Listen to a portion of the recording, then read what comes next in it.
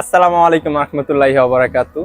তো আপনারা যারা মিডল ইস্ট বা সৌদি আরব, দুবাই, মিডল ইস্ট থেকে যারা ইতালিতে আসতে চান, তাদের জন্য কি অফারটা ভালো হবে? আপনারা কি যারা ওখানে সেটেল আছেন, যারা সৌদি আরবিয়া বা দুবাইয়ের মতো দেশে অনেক দিন যাবত আছেন, ওখানে বসবাস করতেছেন, তারা কি আমার মতো এখানে ইতালি আসার পরে কি থিতু হতে কিরকম কষ্ট হইতে পারে, বা আসাটা কি উচিত হবে নাকি এই মুহূর্তে 15-20 লাখ টাকা খরচ করে?